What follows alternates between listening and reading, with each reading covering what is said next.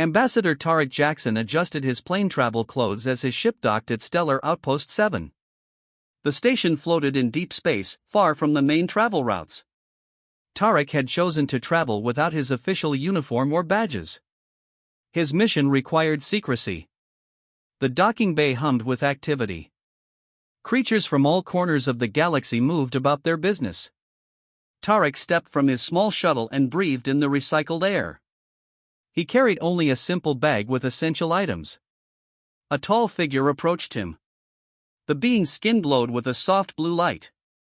This marked him as a Lunari, a species known for their natural luminescence and rigid social structures. Identification, the Lunari official said coldly. His name badge read Officer June. His light pulsed slightly brighter as he looked down at the human. Of course, Tarek replied. He handed over his regular citizen ID card. For this mission, he had been instructed to hide his diplomatic status. The safety of 3-star systems might depend on his discretion. Officer June studied the card with narrowed eyes. Purpose of visit? Personal business, Tarek answered calmly. I'll be departing tomorrow. June's glow intensified slightly. Your docking alignment was 3 degrees off standard. That's a violation. Tarek frowned. The automatic system guided me in. If there was an error. You'll need to appear before the station judge, June interrupted. Follow me. Tarek knew arguing would only make things worse. He followed the officer through crowded corridors. The station's central hub bustled with traders, travelers, and station workers. Most stepped aside when they saw June's official uniform. They entered a small courtroom. Behind a raised desk sat another Lunari. This one's glow was stronger, pulsing with authority. A nameplate identified him as Judge Han. Another human violation, June, the judge asked without looking up from his screen. Yes, sir.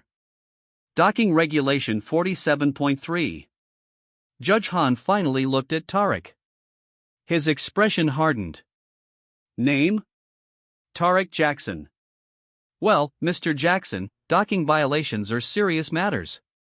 They endanger the entire station. Tarek kept his voice level. With respect, Judge, the automatic system. Silence, Han snapped. The pilot bears final responsibility. The fine is 50,000 credits or 30 days detention. Tarek couldn't hide his surprise. 50,000? The standard penalty for minor alignment issues is 5,000 at most. Han's glow brightened with irritation.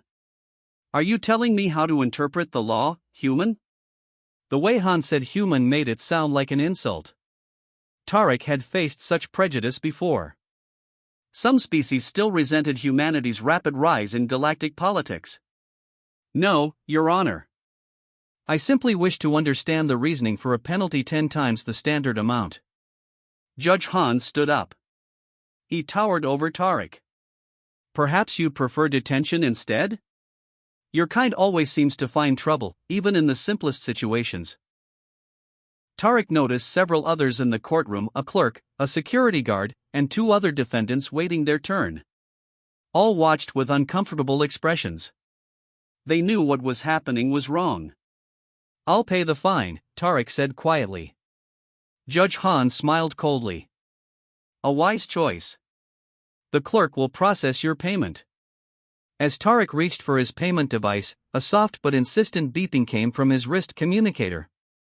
It was a sound he hoped he wouldn't need to use, his emergency diplomatic beacon. The courtroom doors slid open with a hiss. 3 figures entered. 2 were security officers from the Galactic Union. Between them walked Kim, the Lunari Supreme Counselor himself. His skin glowed brilliant white with authority. The room fell silent. Judge Han's glow dimmed with confusion. Judge Han, Counselor Kim said sharply. What exactly are you doing with Federal Prosecutor Jackson? Han's confusion was visible as his glow flickered. Prosecutor? Ambassador Tarek Jackson serves not only as Earth's diplomatic representative but as our newly appointed lead prosecutor for interspecies justice, Kim continued. He travels on official Galactic Union business. The judge's skin faded to a dull gray as the implications became clear. He had just attempted to extort one of the most powerful legal authorities in the galaxy. Tarek watched the judge's reaction without satisfaction. This wasn't about personal vindication. The prejudice Han had shown was exactly why Tarek had accepted the prosecutor position in the first place. Officer June backed away slowly, trying to distance himself from what was happening. The other people in the courtroom whispered to each other in shock. "I think," Tarek said calmly, "we have some matters to discuss, Judge Han." The emergency beacon on Tarek's wrist continued to emit its soft, persistent tone. Everyone in the small courtroom stared at Counselor Kim and his security team. The Lunari official's bright white glow cast strong shadows across the room, a visible representation of his authority. Judge Han's skin had faded to a dull gray. He gripped the edges of his bench. "There must be some mistake," he stammered. "No mistake," Counselor Kim said. His voice was calm but carried throughout the room. Ambassador Jackson's identity was verified the moment his emergency signal activated. Tarek stood quietly. He had not wanted to reveal his position, but Judge Han's blatant discrimination had left him little choice. The mission would have to adjust. Kim approached Tarek and bowed slightly. "My apologies, Prosecutor Jackson. Your cover was not supposed to be compromised." "Understood, Counselor," Tarek replied. He turned to face Judge Han. "I believe we were discussing a fine of 50,000 credits for a minor docking alignment issue?" Officer June, who had brought Tarek to the court, tried to slip toward the door. One of Kim's security officers moved to block his path. "Nobody leaves," the security officer said. "This is now an official Galactic Union investigation." The clerk at the side of the room quickly tapped commands into her console. "Judge Han has presided over 347 cases involving human defendants in the past standard year," she announced, reading from her screen. "Average fine, 42,300 credits. For Lunari defendants with the same violations, 4,200 credits." Tarek nodded. This confirmed what Union intelligence had suspected. "And other non-luminous species?" The clerk continued searching. "Similar patterns for Centaurians, Rigelians, and 5 other species, sir." Judge Han's glow flickered with nervous energy. "These statistics can be explained. Different circumstances, repeat offenders." "Save it for the formal hearing," Counselor Kim interrupted. "Your court records are being secured as we speak." The other defendants in the room watched with wide eyes. One, a female Centaurian with scaled skin, stepped forward. "I was about to be charged 30,000 credits for having outdated vaccination records," she said. "Is that normal?" Tarek turned to her. "No. The standard fine is 2,000, with an option to update your records within 48 hours for no penalty." Whispers spread through the small crowd that had gathered at the courtroom entrance. Word was traveling fast throughout the station. Judge Han suddenly stood straighter, his glow intensifying with defiance. "I am within my judicial discretion to set appropriate penalties." "You cannot." "Your judicial discretion does not extend to systematic discrimination," Tarek said calmly. He reached into his bag and pulled out a small data chip. His true mission could no longer remain secret. "This contains evidence of similar patterns across 17 stations in this sector. Your actions are part of a larger problem, Judge Han." Counselor Kim's glow pulsed with surprise. 17? We only suspected 3 stations. Tarek nodded grimly. The investigation has expanded. That's why I'm here, gathering final evidence before presenting to the full Galactic Council next week. The revelation sent another wave of murmurs through the growing crowd. Tarek noticed several beings recording the scene with personal devices. By tomorrow, this would be news across the sector. Judge Han sank back into his chair. "You've been building a case against me? For how long?" "Against the system, not just you," Tarek clarified. "For 8 months. But your record stands out as particularly egregious." Officer June tried again to leave, pushing past the security guard. The guard caught his arm. "You're part of this investigation too." Counselor Kim addressed the room. "Judge Han is suspended from duties effective immediately. This court is temporarily closed pending full investigation." Han's glow dimmed even further. "You can't do this without a formal hearing." "Actually, he can," Tarek said. "Under Galactic Union Charter, Article 8, Section 3. Evidence of systematic bias in judicial proceedings permits immediate suspension pending investigation. I helped write that amendment last year." Han looked defeated. His previously confident demeanor had crumbled entirely. "What happens now?" Tarek approached the bench. "Now, you'll be questioned about your actions and connections. We need to understand how deep this prejudice network extends."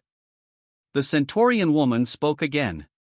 "Will those of us wrongly fined get our money back?" "Yes," Tarek assured her.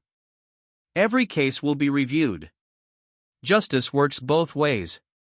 As security officers led Judge Han from his own courtroom, Tarek and Counselor Kim exchanged concerned glances. This was just the beginning. The evidence on Tarek's data chip pointed to a coordinated effort across multiple systems to discriminate against non-luminous species. "Your cover is blown," Kim said quietly. "But perhaps that's for the best. The galaxy needs to see that justice applies to everyone, even those who claim to enforce it." 1 week later, Tarek stood before the full Galactic Union Council. The Grand Chamber stretched in a perfect circle, with seats for representatives from over 200 species. Today, nearly all seats were filled. News of Judge Han's arrest had spread quickly across the stars. Tarek wore his formal diplomatic uniform now. The blue and gold fabric marked him as both Earth's ambassador and a federal prosecutor. He stood at the center of the chamber, surrounded by floating display screens. "Honorable council members," Tarek began, "what you are seeing is evidence of systematic discrimination across 17 stations in Sector 7. The main screen showed a map of the sector with red dots marking problem stations. Then it changed to show graphs comparing fines and detention rates across different species. Judge Han's court was among the worst, Tarek continued. Humans and other non-luminous species paid fines 10 times higher than Lunari citizens for identical violations. Council Leader Su, an elder human with silver hair, leaned forward.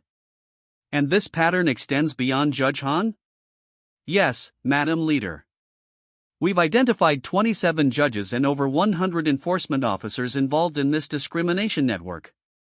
The chamber filled with shocked murmurs. Counselor Kim, who sat among the Lunari delegation, looked deeply troubled. Tarek touched his control pad, and new images appeared. "This is not just about unfair fines. We found evidence of longer detention periods, denied permits, and rejected asylum applications, all targeting specific species." A Centaurian counselor stood. "My people have reported such treatment for years. We were told it was isolated incidents." "It was coordinated," Tarek replied. "We found communication records between these officials discussing their handling of non-luminous species." The room grew louder. Many council members began talking at once. Leader Su raised her hand for silence. "What do you recommend, Prosecutor Jackson?" she asked. Tarek had prepared for this question. First, immediate suspension of all identified officials pending individual investigations. Second, a review of every case from these courts over the past 5 standard years. Third, an independent oversight committee for all judicial appointments in the sector. A Lunari counselor stood. His skin pulsed with angry light.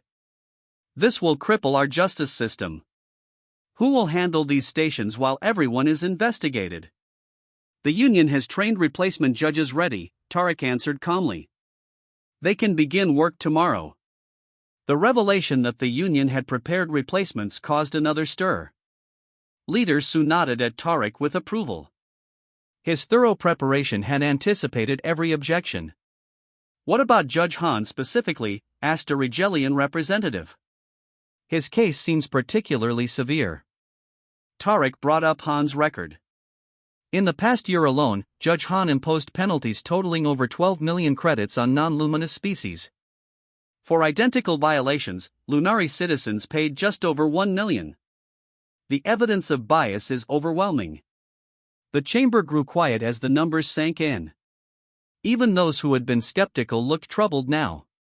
And where is Judge Han currently? Leader Su asked.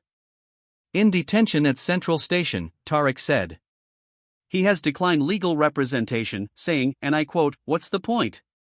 The evidence is clear." Counselor Kim stood. His glow was dim with shame. As the senior Lunari representative, I wish to apologize to this council and to all affected species. This behavior does not represent our values. We will cooperate fully with all investigations. The chamber filled with appreciative murmurs. Kim's willingness to accept responsibility helped ease some of the tension. Leader Su called for a vote.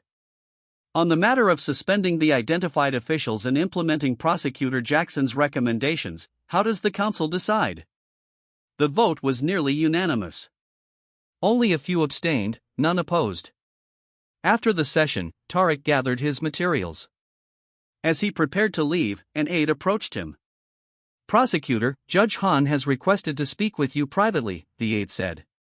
Tarek paused. Did he say why? Only that he has information that might help your broader investigation.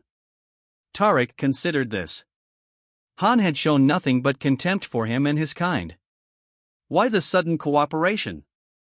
Was it a trap? Or had the judge had a change of heart?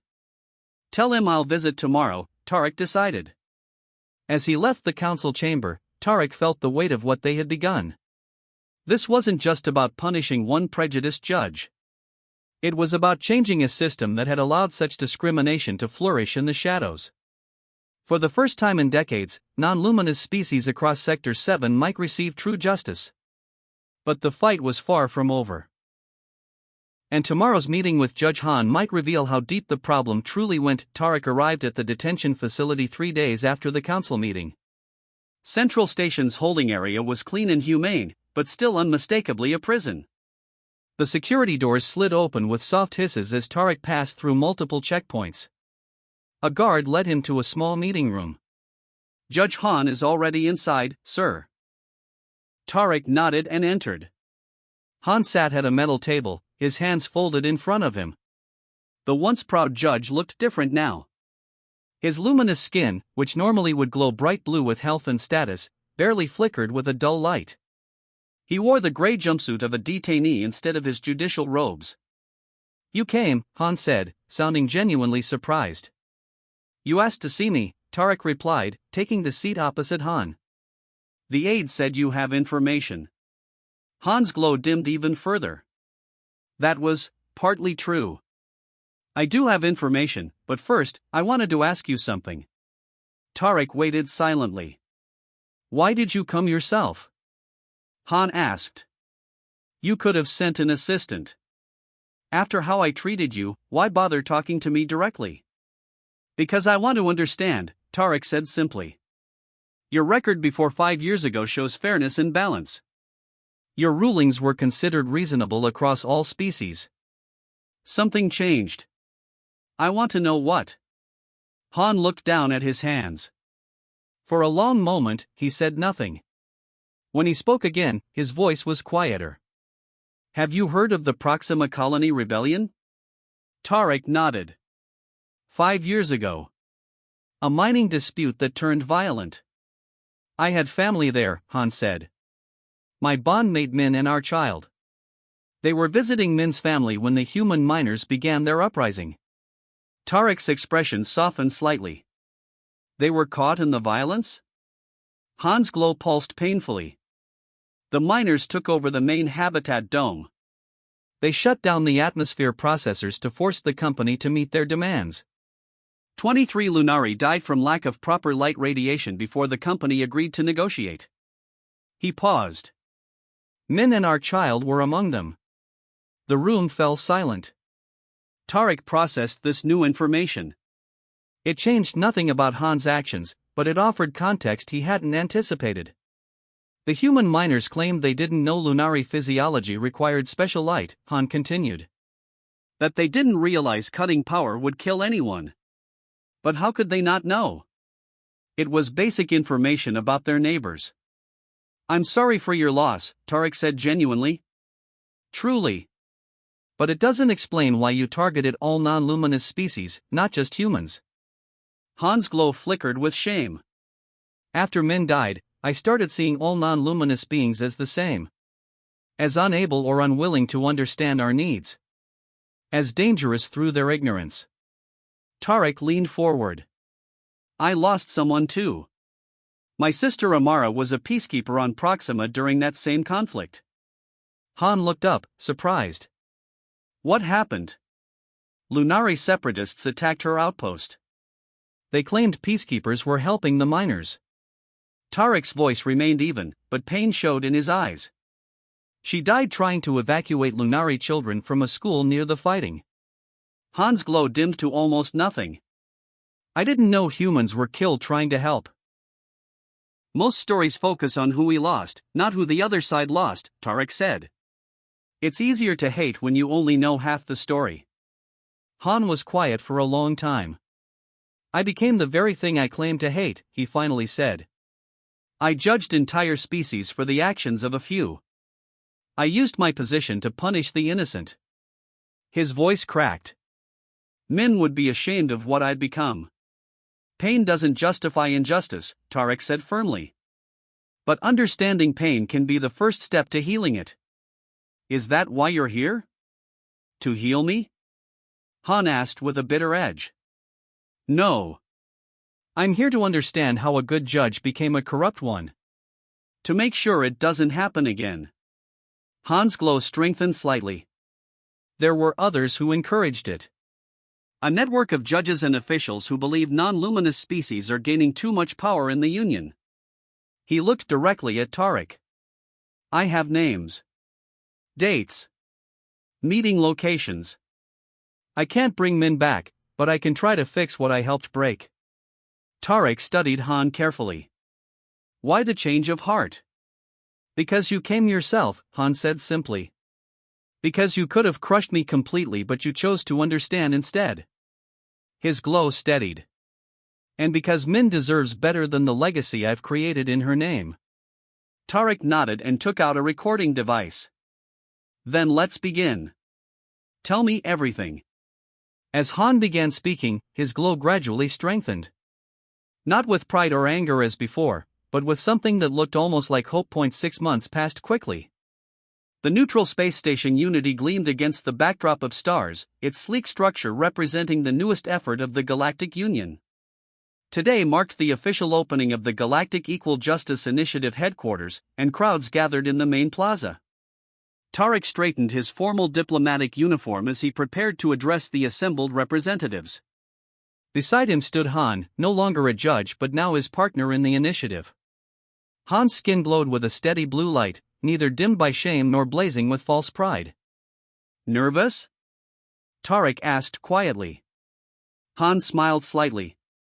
After everything we've been through? A speech seemed simple. The past months had transformed both men. After Han provided evidence against the discrimination network, investigations had uncovered corruption across 3 sectors. 32 officials had been removed from their positions. Millions of credits and unfair fines had been returned to victims. Han himself had faced justice. His cooperation had reduced his sentence, but he had still served 3 months in detention. Upon release, he had approached Tarek with an unexpected proposal, to use his experience to help build a new system. It's time, said Sue, now head of the council and today's ceremony host. She guided them toward the platform where representatives from 27 species waited. Tarek stepped to the podium first. 6 months ago, we uncovered a painful truth. Our justice system, meant to protect all beings equally, had been warped by prejudice and pain. The crowd listened quietly. Many had personal stories of unfair treatment. Today, we take a significant step forward, Tarek continued. The Galactic Equal Justice Initiative will monitor courts across all sectors. It will train judges from every species. And most importantly, it will ensure that justice truly is blind to biological differences. Applause rippled through the crowd. Tarek gestured for Han to join him. Han's glow pulsed slightly as he faced the audience. Some still looked at him with suspicion. I stand before you as someone who failed his oath, Han began plainly. I allowed personal tragedy to poison my judgment. I hurt many innocent people. The room grew very quiet. I cannot undo that harm, Han continued. But I can help build safeguards to prevent others from making the same mistakes. Our new initiative includes mandatory bias training for all judicial officers and anonymous case review panels with diverse species representation. A Centaurian representative raised her scaled hand. Why should we trust the system now? Or you? Han nodded, accepting the challenge. You shouldn't, not without proof. That's why every decision made by this initiative will be transparent and reviewable. Including my own work. Tarek stepped forward again. The initiative's first major proposal is before the Council today. It would make species-based discrimination in judicial proceedings a removable offense for any official. The vote was nearly unanimous. Even those species who had historically benefited from bias recognized that a fair system served everyone better in the long term. After the ceremony, Tarek and Han walked through the station's observation deck. Through the massive windows, they could see ships arriving from all corners of the galaxy. Your rehabilitation program has become a model across 3 sectors, Tarek remarked. 12 former officials have completed it and returned to modified duties. Han's glow pulsed with quiet satisfaction. Justice without compassion isn't justice at all. I needed to learn that lesson the hard way. And I needed to learn that understanding doesn't mean excusing, Tarek added. But it does mean seeing the whole person, not just their worst actions. They stopped at a memorial wall. Among the names of those who had died in conflicts across the galaxy were Min, Han's bondmate, and Amara, Tarek's sister. Do you think they would be proud? Han asked softly. Of what we've built from our pain. Tarek considered the question. I think they would recognize that we're trying to create the fair universe they both believed in. A small Lunare child approached them, her skin glowing with the bright, pure light of youth. She held a school tablet. Are you the ones who made the new rules? We're studying them in school. Tarek smiled. We helped, yes. My teacher says you used to be enemies but now you work together, the child said to Han. How did you do that? Han knelt to the child's level. We remembered that justice isn't about punishment. It's about making things right. The child nodded seriously, then ran back to her waiting class group. As they watched the future of the galaxy learn about fairness, Tarek and Han shared a look of understanding. Their unlikely partnership had become something neither could have imagined 6 months ago, a symbol of how justice, compassion, and reconciliation could transform not just individuals, but entire systems. From a personal confrontation in a small station courtroom had grown a movement that was changing the galaxy, one fair decision at a time.